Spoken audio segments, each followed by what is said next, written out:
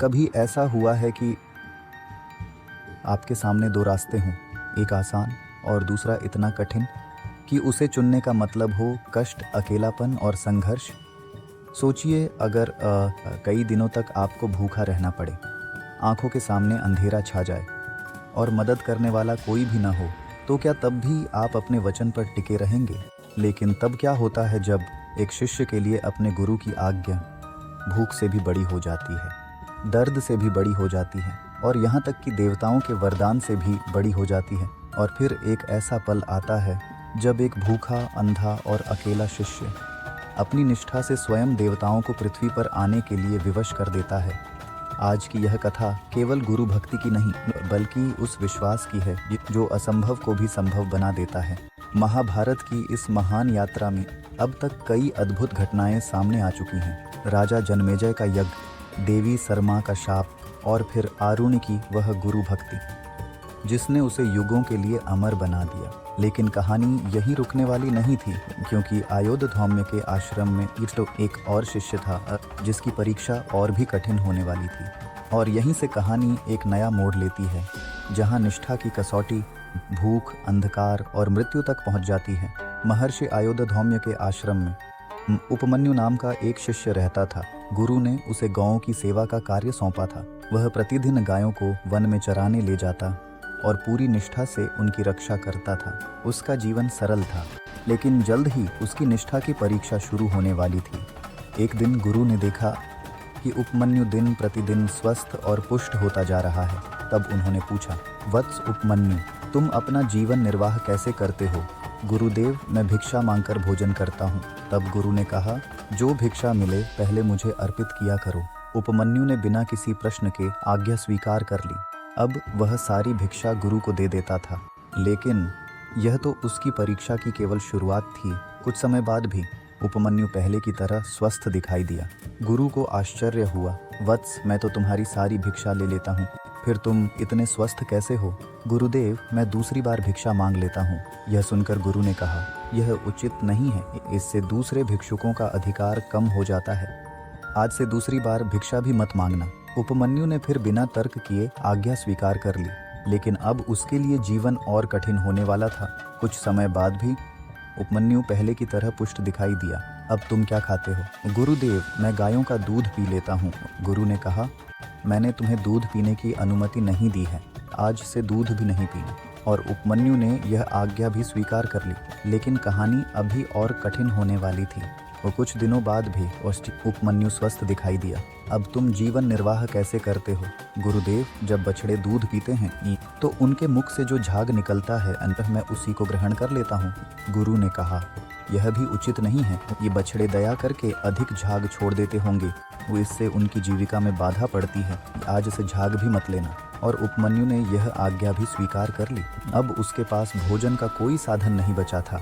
अब उपमन्यु के सामने केवल भूख थी, लेकिन उसने कभी शिकायत नहीं की, कभी विरोध नहीं किया, कभी गुरु की आज्ञा पर प्रश्न नहीं उठाया। एक दिन भीषण भूख से व्याकुल होकर उसने आँख के पत्ते खा लिए, लेकिन उसे नहीं पता था कि यह निर्णय उसकी सबसे बड़ी परीक्षा बन जाएगा। वे पत्ते अत्यंत कड़वे और विषैले थे।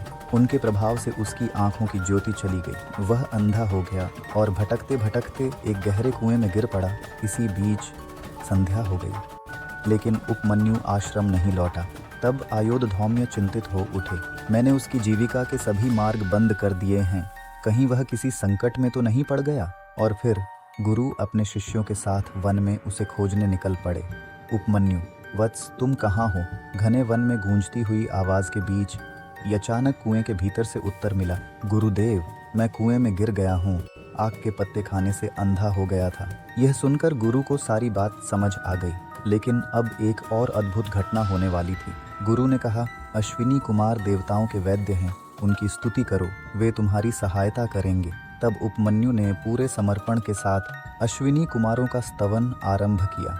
उसकी श्रद्धा, उसकी भक्ति और उसका विश्वास देवलोक तक पहुंच गया। और तब दो दिव्य प्रकाश पुंज उसके सामने प्रकट हुए। अश्विनी कुमारों ने उसे एक दिव्य पुआ दिया। वत्स, इसे खा लो, तुम्हारी दृष्टि लौट आएगी। लेकिन तब कुछ ऐसा हुआ जिसने देवताओं को भी आश्चर्य में डाल दिया। मैं अपने गुरु की अनुमति के बिना इसे ग्रहण नहीं कर सकता।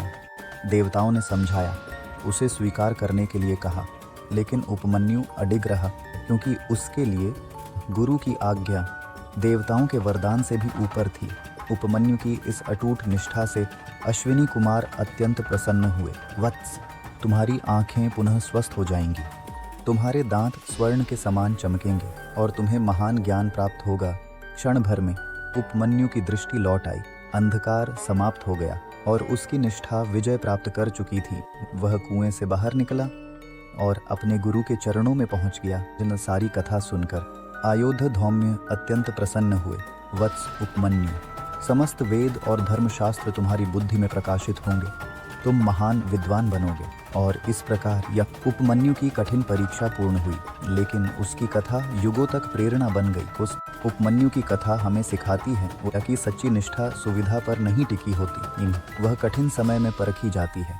जब सब कुछ छिन जाए और फिर भी विश्वास बना रहे, तभी समर्पण का असली अर्थ सामने आता है। उपमन्यु ने संकट को शाप नहीं बनने दिया, बल्कि उसे वरदान में बदल दिया। आज की इस कथा में एक शिष्य ने भूख सही, अंधकार सहा, कुएं में गिरा, लेकिन फिर भी अपनी निष्ठा नहीं छोड़ी। और शायद यही कारण है कि उसकी गुरु भक्ति से स्वयं देवता भी प्रसन्न हो गए।